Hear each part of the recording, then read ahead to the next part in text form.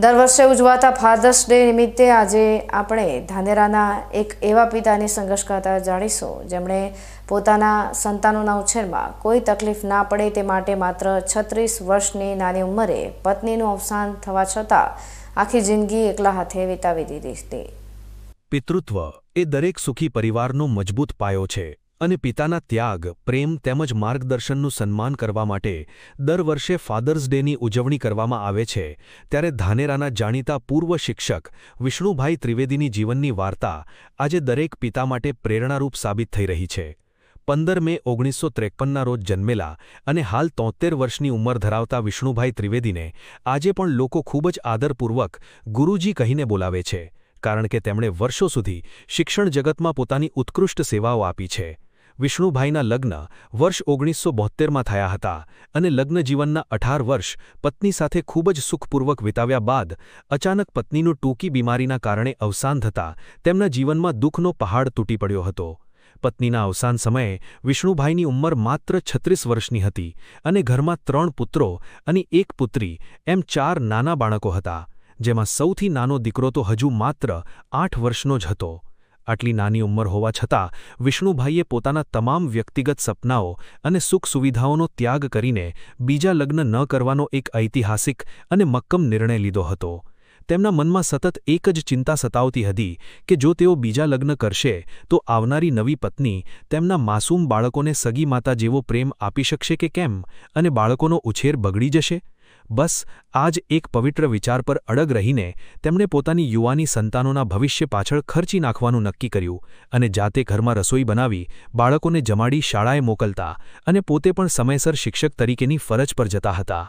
મારું જે જીવન છે એ ખૂબ જ સંઘર્ષમય રહ્યું છે, કારણ કે મારી 18 વર્ષની ઉંમરે મારા લગ્ન થયા હતા।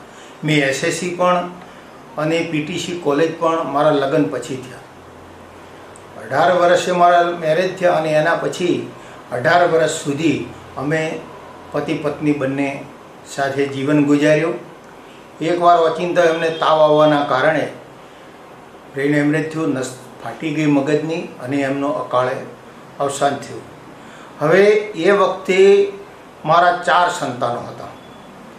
2 સંતાનો 3જા ધોરણમાં ભણતા હતા અને એક સંતાન 6ઠામાં ભણતો હતો અને એક સંતાન 8માં ભણતો હતો। એ વખતે મારા ઉપર આબ તૂટી પડ્યો હતો, મને કોઈ દિશા સૂઝતી ન હતી।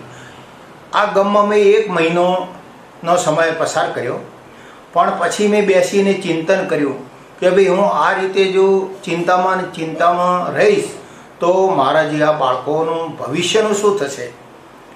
મારા નસીબમાં તો જે લખ્યું હતું એ બની ગયું બનવા કાળ, એટલે મેં નક્કી કર્યું કે ભાઈ આપણા નસીબમાં સુખ નથી, પણ જે કંઈ આ દુઃખ આવી પડ્યું છે એ દુઃખનો ભોગ મારા સંતાનો ન બને। પોતાની યુવાની અને સુખચેન માત્ર સંતાનોના ઉજ્જવળ ભવિષ્ય માટે ન્યોછાવર કરનાર વિષ્ણુભાઈ ત્રિવેદીએ એક આદર્શ પિતા તરીકેની પોતાની ફરજમાં 100% ખરા ઉતરીને બતાવ્યું છે।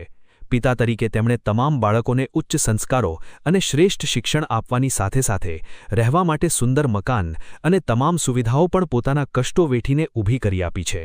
જીવનસાથી વિનાનું આ એકલવાયુ જીવન જીવવું ખૂબ જ કઠિન હતું, પરંતુ બાળકોના ચહેરા પરનું સ્મિત જોઈને વિષ્ણુભાઈ પોતાના બધા જ દુઃખો ભૂલી જતા હતા। તેમનો એક કપરો અને વિકટ સમય હવે પૂર્ણ થઈ ચૂક્યો છે અને આજે તેમના 3 પુત્રો પોતાના પગભર થઈને ખૂબ જ સુખી જીવન જીવી રહ્યા છે તથા પુત્રી પણ પોતાના સાસરે સુખી છે। આજે જ્યારે સમાજમાં કળિયુગની અસર વચ્ચે વૃદ્ધાશ્રમોની સંખ્યા સતત વધી રહી છે અને કેટલાક સંતાનો પોતાના ઘરડા માતાપિતાની સેવા કરવાથી દૂર ભાગી રહ્યા છે, ત્યારે વિષ્ણુભાઈ ત્રિવેદીના પુત્રો અને પુત્રવધુઓ દ્વારા થઈ રહેલી તેમની સેવા આજના આધુનિક સમાજ માટે એક ઉત્તમ અને અનુકરણીય દાખલો બેસાડે છે। આજે વિષ્ણુભાઈનું ઘર દીકરા દીકરીઓ અને પૌત્ર પૌત્રીઓથી ગૂંજી રહ્યું છે અને તેઓ 4થી પેઢી સુધી પહોંચીને પોતાના પરિવાર સાથે ખૂબ જ આનંદ, સેવા અને ધાર્મિક પ્રવૃત્તિઓમાં સમય વિતાવી રહ્યા છે। જો દરેક સંતાન પોતાના માતાપિતાના ભૂતકાળના આવા સંઘર્ષોને યાદ રાખે તો દેશનું દરેક ઘર એક પવિત્ર મંદિર બની જાય। એની તમામ જવાબદારી મેં સંભાળી છે। માતા અને પિતા બંનેની ફરજ મેં અદા કરી છે અને બાળકોને ખૂબ જ સુંદર સંસ્કાર આપ્યા છે અને એ સંસ્કારના કારણે આજે જે મારા છોકરાઓ છે એ એક શિક્ષકમાં છે મોટો છોકરો, બીજા નંબરનો નગરપાલિકામાં સર્વિસ કરે છે અને ત્રીજા નંબરનો આજની તારીખમાં નગરપાલિકાનો સભ્ય બનેલો છે. મારો પોતરો પણ સરકારી નોકરીમાં લાગેલો છે.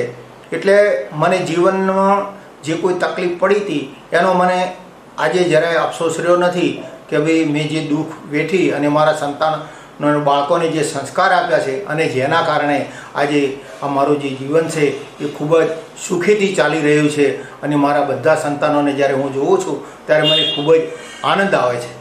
ફાધર્સ ડે નિમિત્તે ધાનેરાના વિષ્ણુભાઈની આ સંવેદનશીલ જીવનગાથા સમાજને એ સંદેશ આપે છે કે પિતા એ પરિવારની એવી ઢાલ છે જે પોતે અસહ્ય પીડા સહન કરીને પણ સંતાનોના જીવનને ખુશીઓથી ભરી દે છે અને પિતાના આવા અમૂલ્ય ઋણને ક્યારેય ભૂલવું ન જોઈએ.